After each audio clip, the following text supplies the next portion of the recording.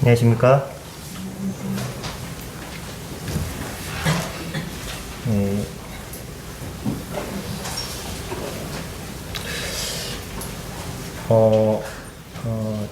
저는 성도님들께서 궁금해 하실까봐 이렇게 말씀드리는데, 필리핀에 아직까지 문이 열리지 않았고,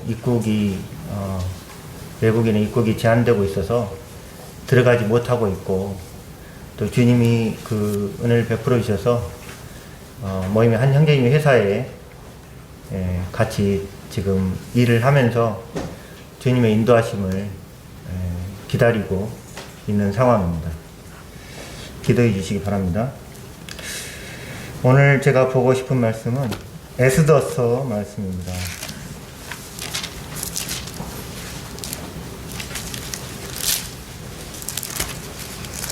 에스더서 3장 1절부터 7절까지 제가 읽겠습니다.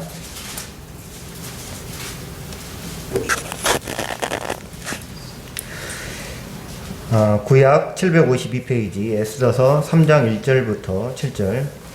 그 후에 아하수에로 왕이 아각 사람 함무다다의 아들 하만의 지위를 높이 올려 함께 있는 모든 대신 위에 두니 대궐문에 있는 왕의 모든 신하들이 다 왕의 명령대로 하만에게 꿇어 절하되 모르드게는 꿇지도 아니하고 절하지도 아니하니 대궐문에 있는 왕의 신하들이 모르드게에게 이르되 너는 어찌하여 왕의 명령을 거역하느냐 하고 날마다 권하되 모르드게가 듣지 아니하고 자기는 유다인임을 알렸더니 그들이 모르드게의 일이 어찌 되나 보고자 하여 하만에게 전하였더라. 하만이 모르드게가 무릎을 꿇지도 아니하고 절하지도 아니함을 보고 매우 노하더니 그들이 모르드게의 민족을 하만에게 알림으로 하만이 모르드게만 죽이는 것이 부족하다고 생각하고 아하수에로의 온 나라에 있는 유다인 곧 모르드게 민족을 다 멸하고자 하더라. 아하수에로 왕 제12년 첫째 달 곧 니산월에 무리가 하만 앞에서 날과 달에 대하여 부르 곧 제비를 뽑아 12째 달 곧 아다로를 얻은지라. 어떻게 보면 저번 시간에 이어서 학생 청년에 대한 특별히 학생 청년에 대한 말씀이라고 볼 수도 있겠습니다. 방금 읽었던 대로 에스더서에 이제 모르드게 이제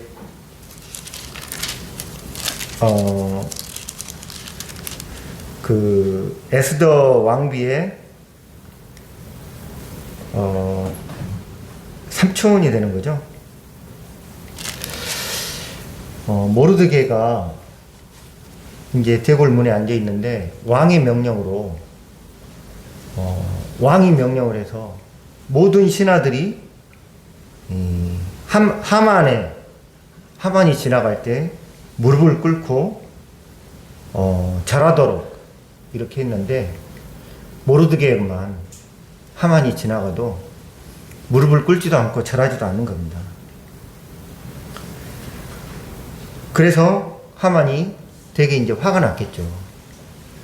하만이 그 당시에 절대 권력을 가지고 있으면서 꿇지도 않고 절하지도 않는 모르드게 때문에 화가 나가지고 모르드게 하나만 죽이는 걸로는 부족하다. 모르드게의 민족, 유다 족속을 유다인들을 모두 죽여야 되겠다. 이렇게 생각을 하고 언제 죽일 거냐 해가지고 제비 뽑기 부루를 해가지고 뽑은 달이 이제 12째 달, 나중에 봐보면 12째 달 13일로 나옵니다. 물론 지금의 달력하고 조금 다르지만 아무튼 12째 달 13일 이렇게 이제 나오는 거죠. 그날에 모든 유다인들을 마음대로 죽이고 그들이 가지고 있는 재산을 마음대로 빼앗을 수 있다라고 하는 왕의 명령이 이제 떨어지는 겁니다.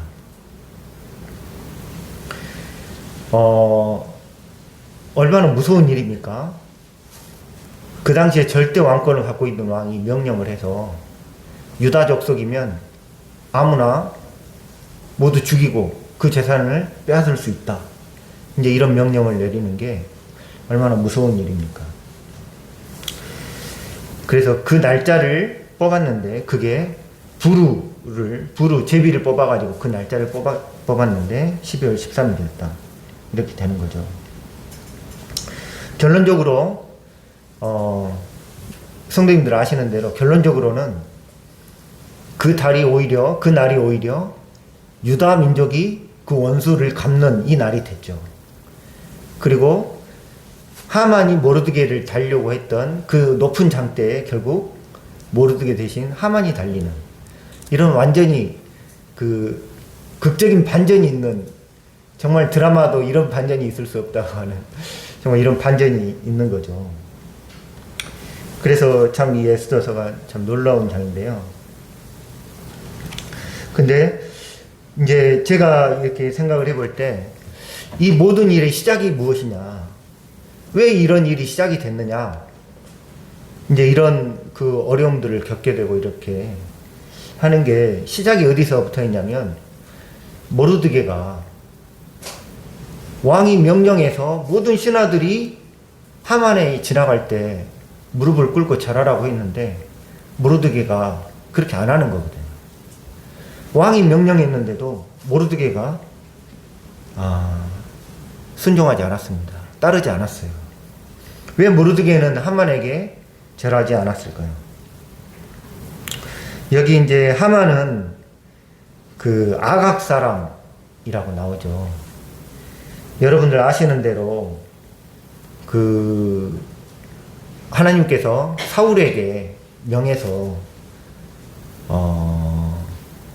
멸하라고 하신 아말렉 족속, 그 아말렉 족속의 왕이 아각이었습니다.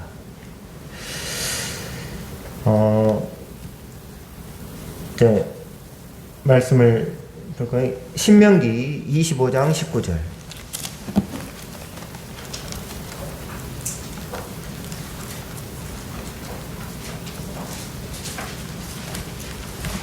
(25장) 17절부터 신명기 25장 17절부터 19절까지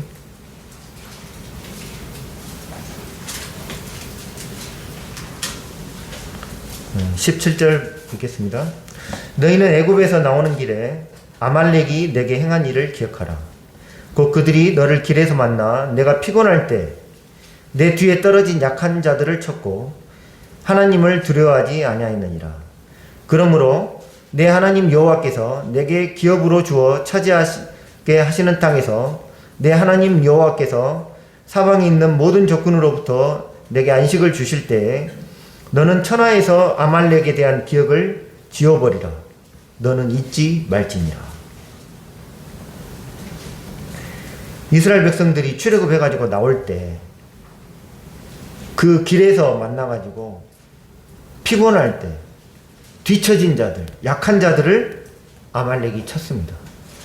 하나님께서 다른 말씀에는 내가 아말렉으로 더불어 대대에 싸우리라. 하나님께서 아말렉을 원수라고 말씀하셨습니다. 그 피곤할 때 뒤떨어진 자들, 약한 자들을 치는 거죠. 이 아말렉은 이 사단을 의미하고 세상을 의미하고 육신을 의미하는 것 같습니다. 신약 말씀에도 사단이 우는 사자처럼 삼킬 자를 찾는다고 그랬잖아요. 그 동물의 왕국 보면 사자들이 어떤 짐승 잡아먹습니까? 무리가 이렇게 모여있는 이런 데는 이렇게 소들이 모여있으면 사자가 못 가잖아요.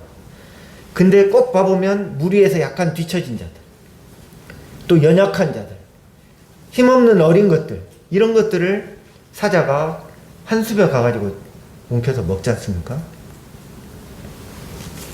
아말렉이 이런 존재였습니다. 그래서 하나님께서 그 이름을 지워버려라. 너는 잊지 말지니라. 하나님께서도 내가 아말렉과 더불어 대대에 싸우리라. 이렇게 말씀하셨잖아요. 너는 잊지 말지니라. 다시 에스더서로 돌아와서 왜 모르드게는 왕의 명령이 있는데도 이 하만에게 절하지 않았을까요? 모르드게는 이 하나님의 명령을 하나님이 말씀하신 대로 잊지 않았을 것입니다. 우리가 아무리 어려워도, 아무리 왕의 명령이라 하더라도 그보다 더 내가 먼저 지켜야 될 말씀, 하나님이 내게 말씀하신 말씀, 잊지 말라고 하신 말씀, 너는 잊지 말지니라. 근데 왕이 명령했다고 해서 그 아각 사람 하만에게 절할 수 있겠습니까? 세상 모든 사람들이 다 절하더라도 절할 수가 없는 겁니다. 절할 수가 없는 거죠. 잊지 말라고 하셨는데. 근데 이제 주변의 신하들이 물어보는 거예요. 아니 왕이 절하라고 그랬는데 너 왜 절 안 하는 거야? 너만 왜 절 안 하는 거야? 왕이 그렇게 얘기했는데 너 왜 절 안 하는 거야? 그랬더니 모르드게의 대답이 뭐였습니까? 나는 유다인이다. 나는 유다인이라는 거예요. 나는 하나님의 백성이다. 나는 하나님의 사람이다.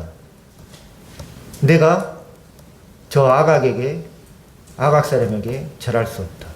굽힐 수 없다는 거죠. 아무리 왕의 명령이라 할지라도 절할 수 없다는 겁니다.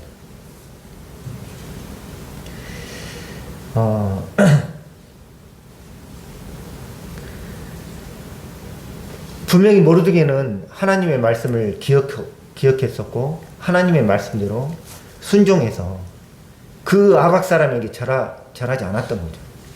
믿음을 지킨 거죠.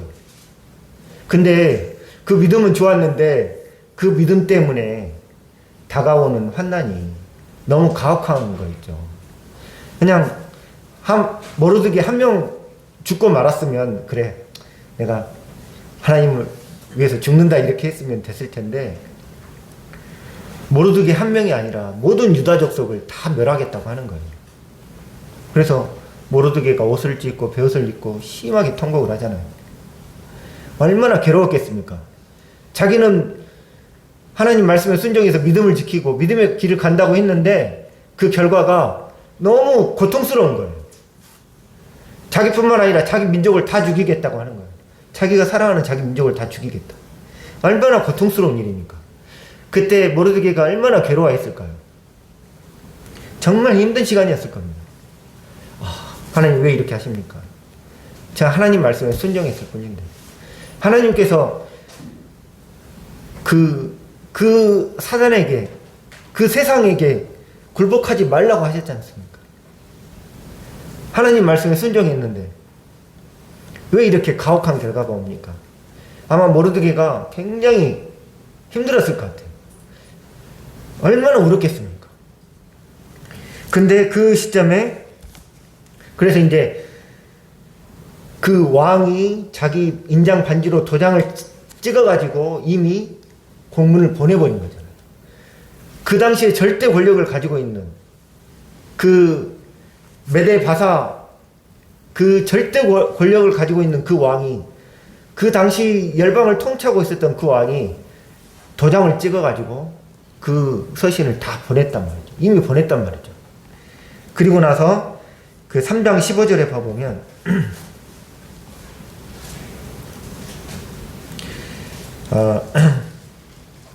역졸이 왕의 명령을 받들어 급히 나가매 그 조서가 도성 수산에도 반포되니 왕은 하만과 함께 앉아 마시되 수산성은 어지럽더라. 수산성은 이제 난리가 난 거죠. 그 딱 공문을 받자마자 유다 민족들이 난리가 났죠. 아이고 이게 무슨 일이냐, 이게 웬 날벼락이냐, 이제 우리 다 죽었다 난리가 났는데 정작 그 절대 권력을 가지고 있는 왕과 원수 하만이 둘이 앉아가지고 술자리를 하고 있는 거예요. 얼마나 절망적인 상황입니까? 여기에 무슨 희망이 있겠습니까? 큰일 났네요. 어떻게 왕한테 가고 사정이라도 해봐야 되는데 왕이 그 원수하고 같이 술을 마시고 있는 거예요. 절망적이죠. 희망이 없어 보입니다.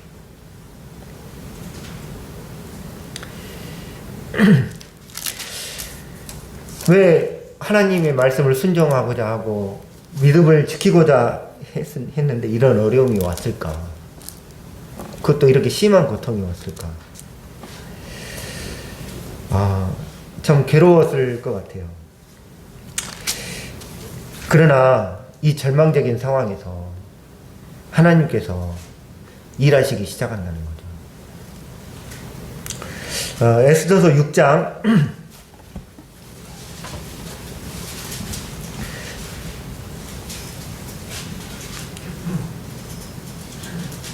1절 2절 그날 밤에 왕이 잠이 오지 아니하므로 명령하여 역대 일기를 가져다가 자기 앞에서 읽히더니 그 속에 기록하기를 문을 지키던 왕의 두 넷이 빅다나와 데레스가 아스로 왕을 암살하려는 음모를 모르드게가 고발하였다 하느니라. 근데 갑자기 왕이 잠이 안 오는 거예요. 갑자기 잠이 안 와요. 그래서 그 책들을 가져와가지고 좀 읽어봐라. 이렇게 했는데 또 책을 읽는데 딱 그 부분이 읽히는 거예요. 모르드게가 전에 모르드게가 비록 이 당시 포로의 신분이었지만 그 포로된 나라의 왕을 위해서 그 반역하는 무리들하고 함께하지 않고 그 반역하는 무리들을 고발하고 충성됐던 거죠. 선행을 했던 거죠. 근데 왕이 마침 잠이 안 와요. 그래가지고 책을 읽으라고 했는데 읽은 부분이 또 딱 그 부분인 거죠. 근데 상을 뭘 줬느냐? 상을 아무것도 안 줬다는 거예요. 그래서 4절 보시겠습니다. 왕이 이르되 누가 뜰에 있느냐 하매 마침 하만이 자기가 세운 나무에 모르드게를 달기 위하여 달기를 왕께 구하고자 하여 왕궁 바깥들에 이른지라. 그때 밖에 누가 있냐고 왕이 이렇게 찾는데 그때 마침 하만이 그 모르드게를 자기 그 장대나무에 달아야 되겠다고 왕한테 얘기하려고 마침 하만이 들어온 거예요. 하나님이 역사하실 때 참 이런 마침 우연히 우리가 이런 일들을 경험하게 되는 것 같아요. 룻기에서도 룻이 보아스를 만날 때 저희가 말씀 들었잖아요. 룻이 우연히 이삭을 죽다가 보니까 우연히 보아스의 밭에 가가지고 죽게 되고 마침 보아스가 그때 지나가면서 저 소녀가 누구냐 이렇게 되잖아요. 하나님이 역사하실 때 참 저희가 그런 경험들이 있잖아요. 이해가 안 되는 마침 하나님이 역사하시지 않습니까? 그러면서 6장 6절 하만이 들어오거늘 왕이 묻되 왕이 존귀하게 하기를 원하는 사람에게 어떻게 하여야 하겠느냐. 하만이 심중에 이르되 왕이 존귀하게 하기를 원하시는 자는 나 외에 누구리요. 왕이 물었습니다. 왕이 존귀하게 왕이 높이고 싶은 사람한테는 어떻게 해야 되냐. 그랬더니 하만이 속으로 그런 거죠. 나 외에 왕이 존귀하게 하고 싶은 사람이 누가 있겠냐. 나다. 나밖에 없지. 내가 얼마나 훌륭한데. 그러면 이제 하만이 막 자기가 원하는 걸 막 얘기하잖아요. 왕의 옷을 입혀서 왕의 술에 태워서 그 길거리에서 크게 소리치면서 이 사람을 봐라. 왕이 높이기를 원하는 사람이다. 이렇게 자기가 원하는 걸 얘기하잖아요. 그랬더니 왕이 하는 말이 그대로 모르드게에게 해라. 얼마나 놀라운 반전입니까? 제가 이 말씀 보면서 그 사람들은 다 속으로 자기를 높이고자 하잖아요. 진짜 내 높임을 받아야 될 사람은 나지. 내가 이만큼이었고, 내가 이랬는데, 내가 이렇게 살아왔는데, 어떻게 보면 내가 잘 되는 게 당연한 거지. 특히 이제 나이 드신 어른분들하고 이렇게 하면, 그냥 이제 또 그분들 이렇게 술도 한 잔씩 드시고 하면, 그냥 했던 얘기 또 하면서 자기 자랑. 내가 이렇게 살아왔고, 그래서 이랬고, 자기 그 자랑에 빠져 있잖아요. 근데, 정작 왕이 높이고자 하는 사람은 따로 있었다는 거죠.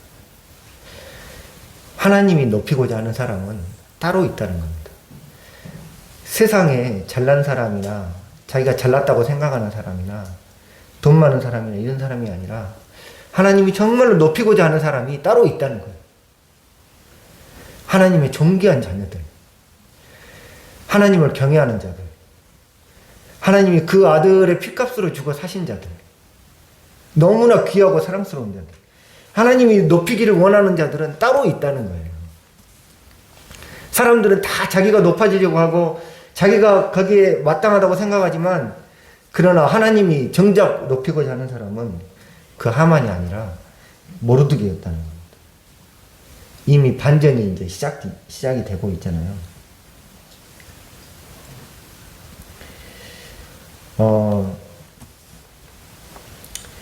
여러분들이 잘 아시는 대로 이 이야기의 결말은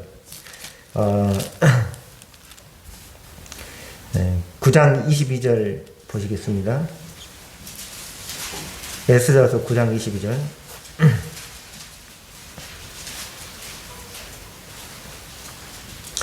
이달 이날에 유대인들이 대적에게서 벗어나서 평안함을 얻어 슬픔이 변하여 기쁨이 되고 애통이 변하여 길한 날이 되었으니 이 두 날을 지켜 잔치를 베풀고 즐기며 서로 예물을 주며 가난한 자를 구제하라 하네.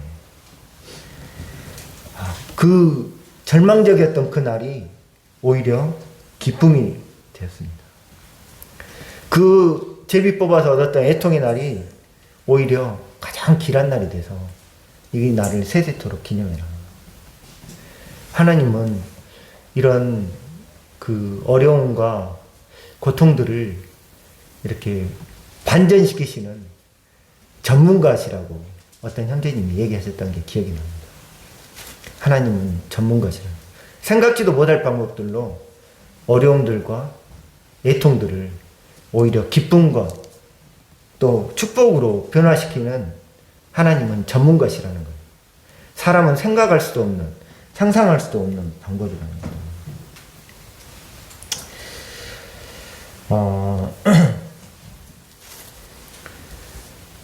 그래서 이제 제가 이 말씀을 보면서 이제 이렇게 생각이 됐던 거는 뭐냐면요. 이제 저희 삶에도 고난이 있거든요. 특히 이제 학생들 이제 수능이 끝나고 대학교에 들어가고 또 대학에 다니는 대학생들은 이제 취업을 준비하고 어떤 진로를 택해야 되냐. 또 어떤 이제 형제들은 군대에 가기도 하고 이런 이제 뭔가 계속 이런 과정들이 있잖아요. 그래서 어떤 이제 자매님이 대학 졸업하고 이제 취업하는 과정에서 진로에 대해서 저한테 이렇게 얘기를 하는데 저도 모르게 기업체 힘드니까 좀 기업체 아니고 다른데 좀 이렇게 뭐 좀 더 나은 데 없을까 이제 이렇게 교제를 했었는데 생각을 해보니까 어디나 고난이 있다는 거예요. 우리가 정말 경건하게 살고자 할 때 고난이 있다는 겁니다. 그걸 피해갈 수가 없어요.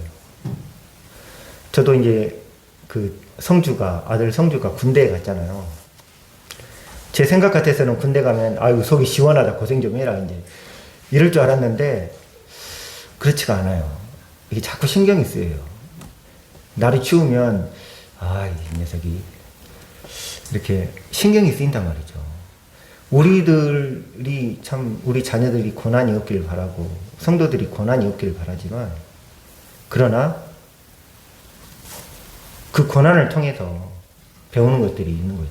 그리고 우리들이 경건하게 주님 안에서 주님의 이름을 나타내고 살고자 할 때 고난이 없을 수가 없어요. 어디나 마찬가지입니다. 학교, 직장, 아무리 좋은 직장 들어가도요, 고난이 있는 거죠. 디모데후서 3장 12절에 보면 무릇 경건하게 살고자 하는 자는 핍박을 받으리라. 하나님 말씀입니다. 우리가 경건하게 살고자 할 때 핍박을 받는 거죠. 모르드게에게 너 왜 절하지 않니? 왜 하만에게 절하지 않니? 너 그냥 아니 그래 다 이해는 하는데 마음은 없는 거 알아. 누군 뭐 마음이 있어서 그러나 근데 그냥 절하는 신용만 하면 되잖아. 그냥 살짝 무릎만 굽히면 되잖아. 그냥 문제 없이 지나가면 되잖아. 꼭 그렇게까지 해야 돼? 이렇게 이제 말할 수 있는 거죠. 저희가 세상에서 그런 저희 어떤 타협을 얼마나 많이 듣습니까? 그래, 그냥 술 마시는 신용만 하면 되잖아. 뭐, 가서 안 마시면 되잖아. 내지는, 그래, 마음은 그렇고, 그냥 꼭 그렇게 문제를 일으켜야 돼? 가족들에게도. 넌 명절에만 와가지고, 명절에 올 때마다 그렇게 불화를 일으키고 가야 되냐? 이런 게 있잖아요. 근데 모르드게의 대답이 뭐였습니까? 나는 유다인이다. 나는 유다인이다. 나는 하나님의 자녀다. 나는 하나님의 선민이다. 나는 하나님의 말씀을 순종할 거다.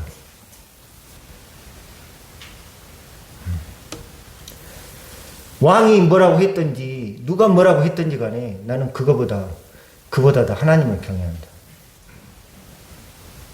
하나님을 경외한다는 거예요. 나는 유다인이다. 여러분은 누구십니까?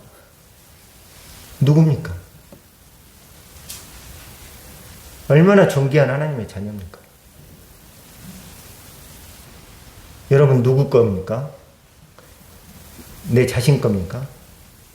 여러분은 이미 여러분 것이 아니라 주님의 것이라고, 우리는 이미 주님의 것이라고 말씀하고 있습니다.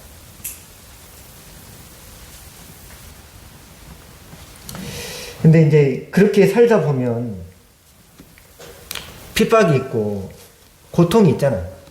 항상 문제가 있잖아요. 문제가 없다는 거는, 문제가 없이 편안하게 잘 살고 있다는 거는 그게 뭔가 문제가 있는 거죠. 그냥 적당히 이렇게 살거나. 그렇지 않습니까? 성경 말씀이 그렇게 얘기하고 있지 않습니까?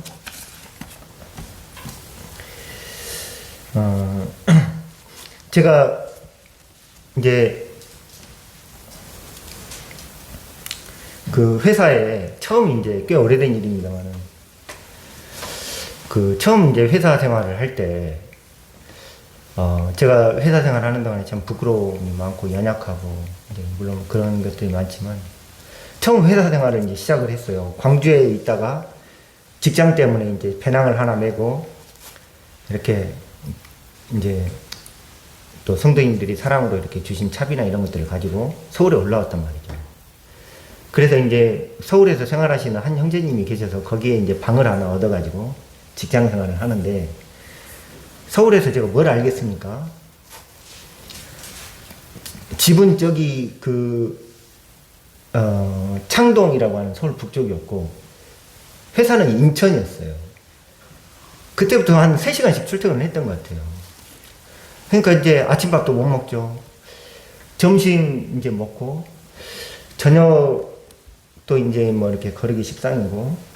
근데 이제 저하고 같이 입사한 동기가 한 명 있었어요. 그때 이제 제가 혜태음료를 다녔었고, 그 연구소에 저하고 같이 신입사원이 입사한 동기가 한 명 있었거든요. 근데 그 동기랑 저랑 이게 너무 비교가 되는 거예요. 일단 그 동기는 키가 180 정도 되는데 잘생겼어요. 그리고 그 동기는 좋은 대학을 나왔고 또 이게 잘 노는 거예요. 술도 잘 먹고 또 이렇게 뭐 이렇게 당구도 잘 치고 뭐 이렇게 뭐 이런 뭐 아무튼 뭐 이렇게 그때는 막 모여갖고 고스 치고 그랬는데 근데 그에 비해서 저는 할 줄 아는 게 아무것도 없는 거예요. 제가 봐도 너무 재미가 없는 거죠. 그러니까 이제 직장생활, 이제 회사가 끝나고 나면 같이 둘이 동기가 있는데 선배들이 항상 그 친구는 데리고 가서 이제 저녁을 같이 먹고 같이 어울리고 이러는데 저 혼자만 이렇게 항상 남는 거예요. 그리고 이제 업무를 할 때도 아무래도 그 친구하고 이렇게 가까워지니까 그 친구한테 이렇게 많이 도와주고 이렇게 하는데 저는 이제 광주에 올라가서 이제 친구도 없지, 교제할 사람도 없지, 너무 외롭더라고요. 저녁에 누가 데리고 와서 밥을 사준다는 사람도 없지, 모임도 이제 낯설지, 이제 막 이런 상황이었는데, 그래가지고 제가 그때, 이제 그 모임에, 모임에 이제 사회 가시는 형제님한테 가서 이제 상담을 했습니다. 상담을 했어요. 아, 형제님, 제가 스트레스를 너무 받아서 직장생활을 못 하겠습니다. 정말 너무너무 스트레스가 쌓여요. 외롭고, 절 봐주는 사람도 없고, 이제 너무 스트레스가 쌓여서 참 힘듭니다. 그랬더니, 이제 그 형제님이 저한테 해주시는 대답이, 자, 성도님들 같으면 어떤 어린 형제가 와가지고, 스트레스 때문에 정말 못 살겠다 그러면 어떤 교제를 해주시겠습니까? 그 형제님의 답변은, 형제님, 성경에는 스트레스란 말이 안 나옵니다. 이렇게 교제를 시작을 하셨어요. 그 대신 이제 아가서 말씀을 얘기해 주셨는데, 아가서.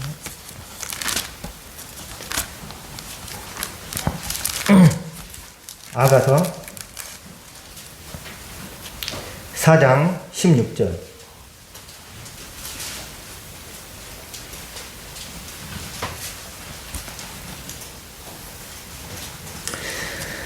북풍아 일어나라, 남풍아 오라. 나의 동산에 불어서 향기를 날리라. 나의 사랑하는 자가 그 동산에 들어가서 그 아름다운 열매 먹기를 원하노라. 동산에 혹독한 북풍도 불고 남풍도 분다는 거죠.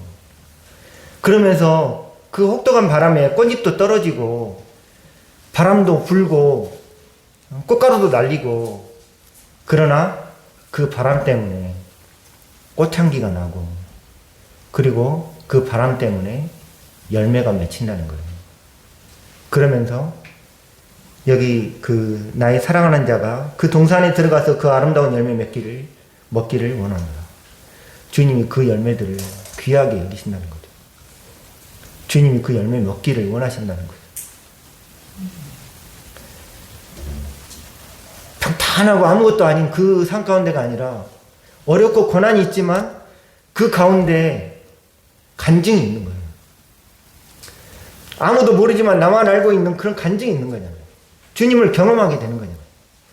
그러면서 그리스도인의 향기가 날리고, 그러면서 열매가 열린다는 거예요. 참 감사가 됐고, 저도 이제 이렇게 있으면서 이렇게 주님이 이렇게 말씀을 주셨는데, 베드로전서 2장 4절.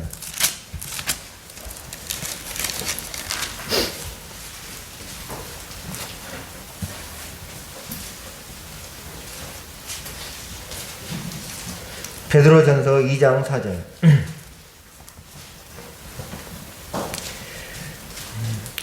사람에게는 버림바가 되었으나 하나님께는 택하심을 입은 보배로운 산돌이신 예수께 나아가 너희도 산돌같이 신령한 집으로 세워지고. 여기까지 읽겠습니다. 사람에게는 버림바 되었으나 하나님께는 택하심을 입은 보배로운 산돌이신 예수께 나아가. 우리 주님이 사람에게는 철저히 버림받으셨지만 하나님께는 택하심을 입었다는 거예요. 얼마나 상호가 되는 모습입니까? 그리고 5절 초반부의 말씀이 너희도, 영어로 어떻게 되면 you also, 너희도, 우리도 그 자취를 따라가라는 거예요.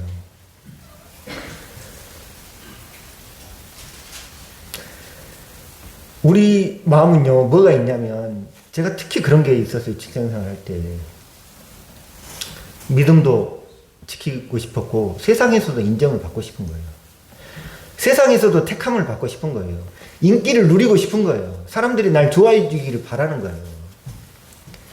근데 그게 참 저를 어려운 가운데 빠뜨리더라고요. 근데 그때 그 직장생활 청년기에 정말 어려웠을 때 참 이 말씀을 보면서 아 그래 둘 다한테 택함을 받는 거는 정말 어려운 일이구나. 사람에게는 버림받았으나 하나님께는 택하심을 입은 보배로운 산돌이신 예수 그리스도. 하나님께 택함을 입는다는 거. 사람에게는 버림을 받고. 이 말씀이 이렇게 사모가 되면서 제 마음에 위로가 됐었거든요. 위로가 됐습니다. 근데 그냥 그렇게 해가지고 거기 그때 이제 혜태음료가 부도가 났었잖아요. 부도가 나서 월급도 잘 안 나오고 뭐 이런 이제 상황에서 이제 그래도 한 3년을 버텼는데 3년쯤 되니까 이제 막 회사가 굉장히 어려워지잖아요. 근데 저희 연구소장님이 갑자기 다른 회사로 옮기시게 됐어요. 이제 좋은 회사. 제일제당이라는 좋은 회사로 옮기시게 됐단 말이죠. 근데 연구소장님이 옮기시면서 그 연구소에 한 40명 정도, 30에서 40명 정도 근무를 하고 있었는데 그 많은 사람들 중에 그 높은 과장님 한 분하고 저를 딱 찍어가지고 저를 택해가지고 그래 같이 가자고 하는 거예요. 제가 이제 이게 맞나 뭐뭐뭐 하고 있으니까 그 소장님 저희 회사에다가 그냥 얘 데리고 간다고 얘기를 하고 그냥 끝나버렸어요. 그렇게 해가지고 이제 제가 그때 그 회사는 그 이후로 부도가 나버렸는데 그때 이제 그 제일제당이라는 회사로 옮기게 됐거든요. 그러면서 주님이 계속 이제 또 CJ로 옮기기도 이렇게 제가 뭘 잘해갖고 옮긴 게 아니고 그 학력이나 이런 게 좋아서 옮긴 게 아니고 전 그 연구소장님을 거의 얼굴도 몇 번 안 봤거든요. 인사도 별로 해본 적이 없는데 근데 그 소장님이 그 많은 그 무수한 사람들 가운데 저를 해가지고 같이 가자고 하는 거예요. 그래서 야 참 이거 웬일이니. 그래서 주님이 그렇게 인도하시고 도와주셨다고 생각을 하고 있습니다. 그게 좋은 직장에서가 아니라 주님이 우리 삶 가운데 우연히 마침 이렇게 인도하시는 분이 주님이시잖아요. 제가 그렇게 했다는 게 아니라 우리가 주님의 이름을 위해서 믿음을 지키고자 할 때 주님이 우리 삶 가운데 인도하시는 그런 간증이 있는 거예요. 그리고 그 간증을 통해서 주님 영광을 받으시고 또 성도들하고 이렇게 교제가 되잖아요. 어렵지만 간증이라는 게 내가 잘했어 이런 것만 간증하는 게 아니고 정말 어려워 죽겠다고 이렇게 하는 것도 사실은 간증이고 교제잖아요. 그럴 때 그 형제님이 저한테 해주신 말씀처럼 아직도 잊혀지지가 않는데 성경에는 스트레스란 말은 없다. 정말 명쾌한 이렇게 답변이셨던 것 같은데 모르드게도 그 주님의 이름 때문에 환난을 겪었지만 또 말할 수 없는 고통을 겪었지만 그러나 극적인 반전을 경험했고 그 부르 12월 13일 그 부르 뭡니까 다 죽기로 됐던 날이 오히려 승리하는 날이 되는 이런 반전의 날짜 부르가 됐던 것처럼 그 와중에 그런 고난을 통해서 얼마나 대단한 믿음의 고백들이 있었습니까? 에스더의 말 기억나시죠? 죽으면 죽으리라. 그런 어려움이 있었기 때문에 그 가운데 그런 정말 돈이 중요한 게 아니라 돈이 귀한 게 아니라 그런 믿음의 고백을 우리가 이 세상 가운데 하다가 갈 수 있다면 얼마나 귀한 믿음의 고백입니까? 죽으면 죽으리라. 그런 어려움 가운데 그런 믿음의 고백들이 나오고 간증들이 나온다는 거죠. 그런 어려움을 통해서 그뿐만 아니라 성도님을 다 아시는 그 다니엘의 친구들 다니엘 3장 18절 보실까요? 다니엘서 3장 18절.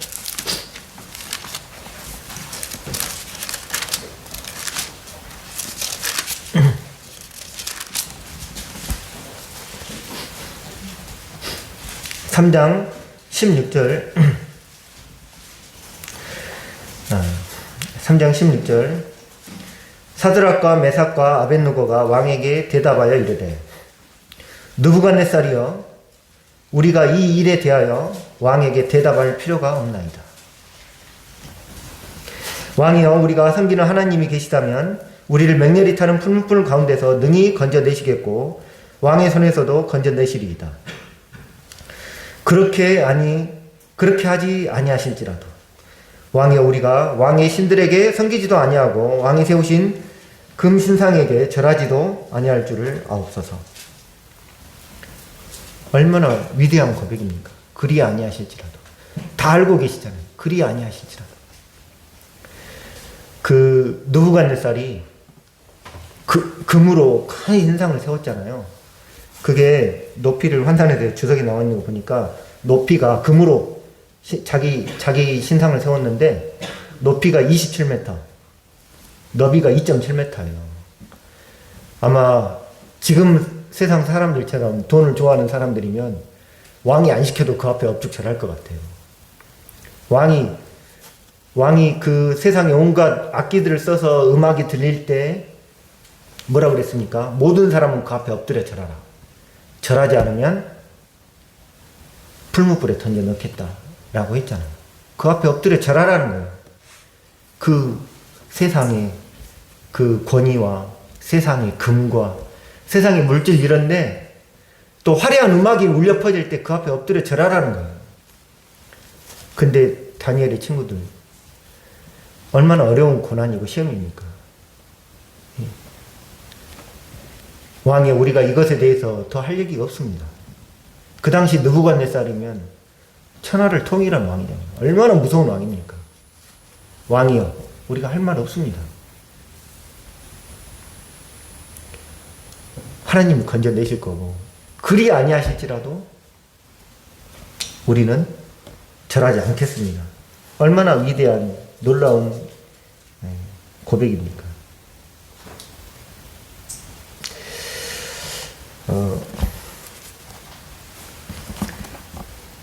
시편 57편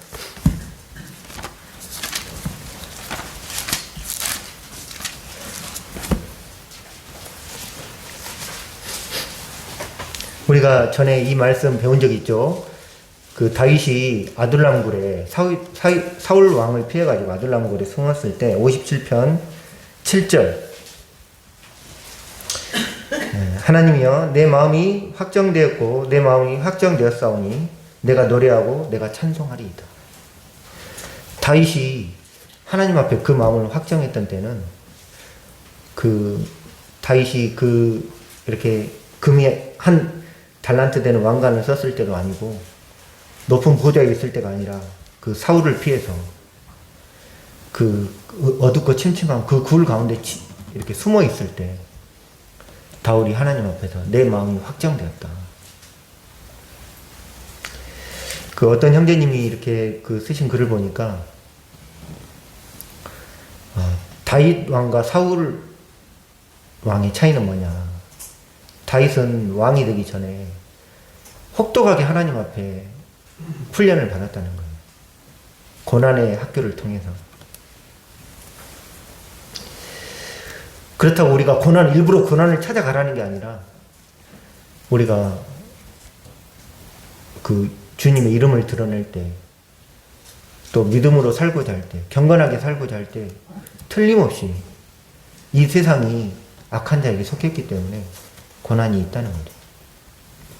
그 가운데서 내가 누구인지를 생각해야 된다는 것입니다.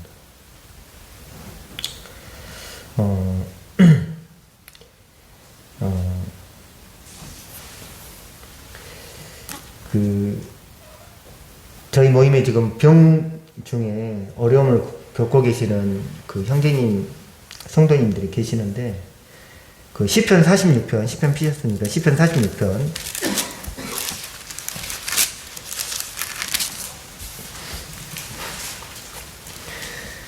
46편 1절. 하나님은 우리의 피난처시요 힘이시니 환난 중에 만날 큰 도움이시라. 그 형제님을 이렇게 생각하고 이렇게 그 형제님을 이제 만나러 가는데 이 말씀이 이렇게 제 마음에 위로가 됐거든요. 환난 중에 만날 수 있는 하나님이 계시다는 거죠. 환난 중에 병상 가운데 함께 하시는 하나님이 계시다는 거예요. 그 어려운 가운데 만나주시고 함께 하시는 하나님이 계시다는 거예요. 물론 얼마나 어려운 가운데 있겠습니까? 우리가 기도해야 되겠죠. 그 시편 23편 오늘 사회 보시는 현재님도 얘기를 하셨는데 시편 23편 다 알고 계시죠? 자기 이름을 위하여 의의 길로 인도하시는도다. 자기 이름을 위하여 의의 길로 인도하시는도다. 우리가 어디 가든지 우리는 제일 먼저 우리는 유다인이다. 우린 그리스도인이다. 주님의 이름을 먼저 나타내야 된다고 생각합니다. 그러면 주님이 자기 이름을 위하여 의의 길로 인도하신다는 거죠. 우리가 그 말씀을 믿고 의지하고 따라가는 겁니다. 자기 이름을 위하여 의의 길로 인도하신다. 그 야곱의 고백이 그 참 이렇게 마음에 감사가 되는데요. 야곱의 고백을 한 구절 보시고 창세기 35장 3절.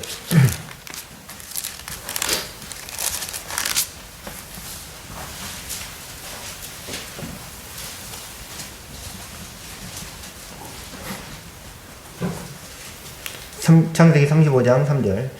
우리가 일어나 베델로 올라가자.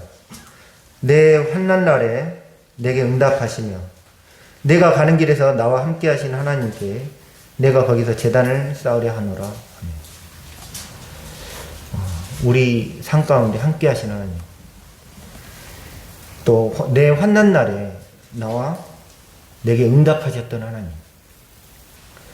우리가 그 언젠가 삶의 마지막 그 언저리에 섰을 때 이런 고백을 할 수 있다면 내가 주님의 이름을 위해서 살았고 또 주님이 나를 인도하시고 내 환난 날에 내게 응답하셨던 하나님, 이런 고백을 할 수 있다면 얼마나 아름다울까. 내가 돈을 위해서 살았고 이 세상에서 잘 나가 보려고 살았는데 정말 허무하구나. 이게 아니라 내 삶 가운데 함께 하셨고 내 환난 날에 내게 응답하셨던 그 하나님, 그 하나님께 예배드리겠다는 이 고백이라면 얼마나 아름다울까. 이런 게 이제 사모하는 마음이 있었고요. 우리 특히 이제 오늘 이제 학생들, 청년들, 또 삶의 각 현장 가운데서 이렇게 계신 분들, 우리가 주님의 이름으로 다윗처럼, 다윗이 골리앗 앞에 섰을 때 얼마나 두려웠겠습니까? 그러나 다윗이 너는 칼과 창과 단창으로 내게 오거니와 나는 만군의 여호와의 이름 곧 내가 모여가는 이스라엘 군대의 하나님의 이름으로 내게 가노라. 담대하게 주님의 이름으로 나아갈 때 비록 세상이 너무 커 보이고 그 집단이 전부인 것 같고 나는 정말 초라해 보이고 할지라도 그런 믿음으로 우리가 나아갈 때 하나님이 우리 삶 가운데 함께 하시는 귀한 간증들을 경험하게 되고 하나님의 귀한 정말 역사를 경험하게 되고 우리에게 보석 같은 아름다운 간증이 다윗의 손에 골리앗의 머리가 들려져 있었던 것처럼 우리 삶 가운데 보석 같은 이런 간증들을 가지고 성도들에게 나누고 교제하고 또 후배들에게 얘기해 줄 수 있다면 얼마나 귀한 것이겠는가 하는 이런 생각을 해보게 됐습니다. 마치겠습니다. 감사합니다.